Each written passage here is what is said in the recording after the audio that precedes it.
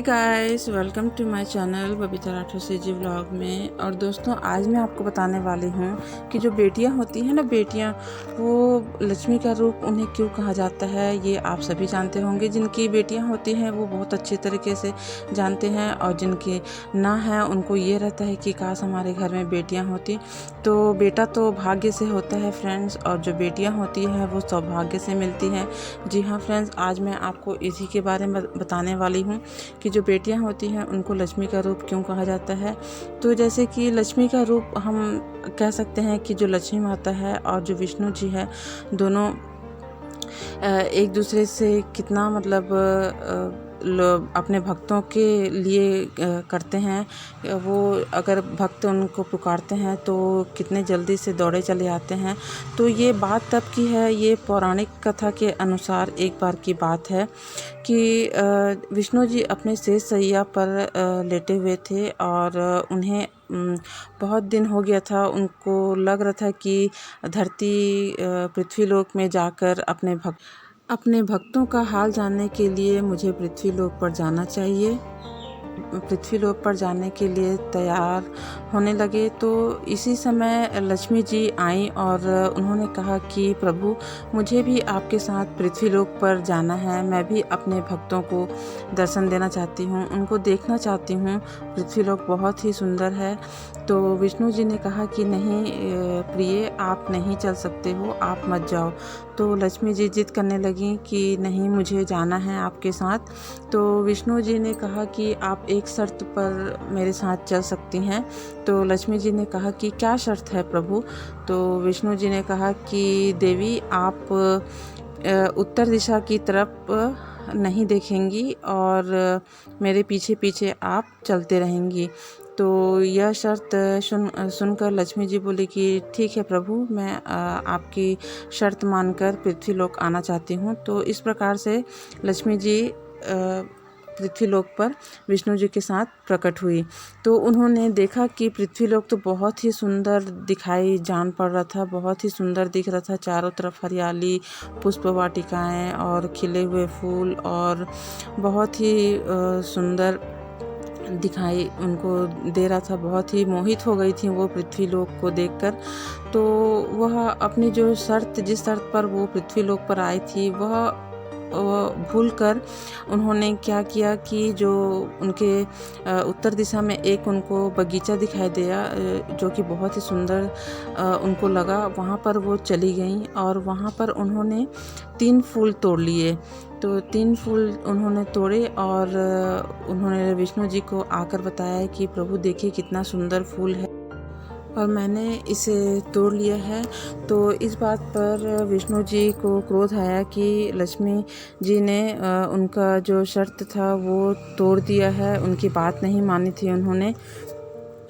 तो विष्णु जी जब ये सुने कि उन्होंने बिना माली को बताए किसी के बगीचे से फूल तोड़ लिया है, इस बात पर उन्हें बहुत क्रोध आया, और उन्होंने लक्ष्मी जी को श्राप दे दिया कि हे लक्ष्मी प्रिय, तुमने बिना पूछे, बिना माली से पूछे तुमने फूल तोड़े हैं, 3 फूल तोड़ लिए तुमने। ये अपराधजनक कार्य किया है तुमने, इसकी सज़ा तुम्हें भुगतनी पड़ेगी। तुम इस माली के यहाँ 3 साल के लिए नौकरानी बनकर रहोगी, और जब तुम्हारा 3 साल का वर्ष पूरा हो जाएगा उसके बाद ही तुम मेरे बैकुंठ धाम आकर मेरे साथ रह सकती हो। तो इस पर लक्ष्मी जी ने कहा कि हे प्रभु, आपने मुझे श्राप दिया है तो मैं आपका श्राप जो है व्यर्थ नहीं जाने दूंगी। मैं इस माली के पास 3 साल के लिए रहूंगी। फिर लक्ष्मी जी एक कन्या का रूप लेकर उस माली के पास गईं और बोली कि आप मुझे अपने घर में नौकरानी रख लीजिए और मुझे कृतार्थ कीजिए। तो उस माली ने कहा कि बेटी, मेरे परिवार में मैं तो वैसे ही बहुत गरीब हूँ, मेरी और 3 बेटियाँ हैं, और मैं अपने परिवार का निर्वहन बहुत ही मुश्किल से करता हूँ। मैं आपको आपकी तनख्वाह कहाँ से दूँगा। तो इस पर लक्ष्मी जी ने कहा कि ठीक है, आप मुझे अपने घर में ही ऐसे ही रख लीजिए, बिना पैसे के मैं आपके यहाँ काम कर लूँगी। तो माली ने कहा कि नहीं बेटी, हम आपको ऐसे नहीं रख सकते। आप अगर रहना है तो आप मेरी बेटी बनकर रहो घर में। जैसे मेरी 3 बेटियां हैं, उसी तरीके से आप चौथी मेरी बेटी बनकर रह सकती हैं। तो लक्ष्मी जी ने कहा कि ठीक है, मैं आपके घर में रहूँगी और आपके घर का सारा काम करूँगी। और ऐसे ही चलते रहा। और धीरे धीरे जब उनके आने के बाद उस माली का उसके काम में बरकत होने लगी, उसे पैसे आने लगे, क्योंकि साक्षात लक्ष्मी जो थी उनके घर में निवास कर रही थी। तो वह धीरे धीरे बड़ा आदमी बनते गया और इस तरीके से वह एक दिन बहुत बड़ा आदमी बन गया।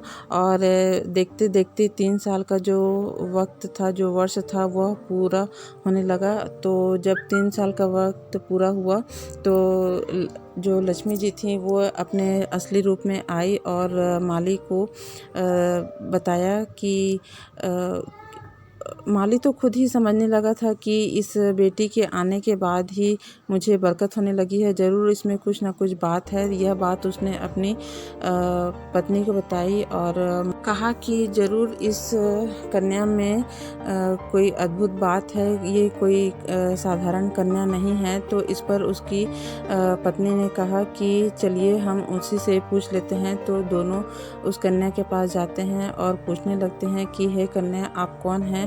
तब लक्ष्मी जी अपने असली रूप में आई और उन्हें दर्शन दिया और कहने लगी कि मैं लक्ष्मी जी हूँ और मैं आपके घर में एक श्राप की वजह से रह रही थी जो विष्णु जी ने मुझे दिया था। तो वह बहुत ही माफ़ी मांगने लगा लक्ष्मी जी से कि हे देवी माँ, मुझे माफ़ कर दो, मैंने आपको पहचाना नहीं। आप देवी होकर एक गरीब की कुटिया में रह रही थी और मैंने आपसे सारा काम कराया। इस पर लक्ष्मी जी ने कहा कि मैं आपको वरदान देती हूँ कि आपकी तो 3 बेटी हैं, उस 3 बेटी से आपकी हमेशा बरकत रहेगी और संसार में बेटियों को मेरे रूप से ही जाना जाएगा और उनसे बेटियों से ही बरकत होगी। और जो बेटी को नहीं समझेगा वह महामूर्ख होगा और जिनके घर में बेटियां होंगी वो सौभाग्यशाली होगा।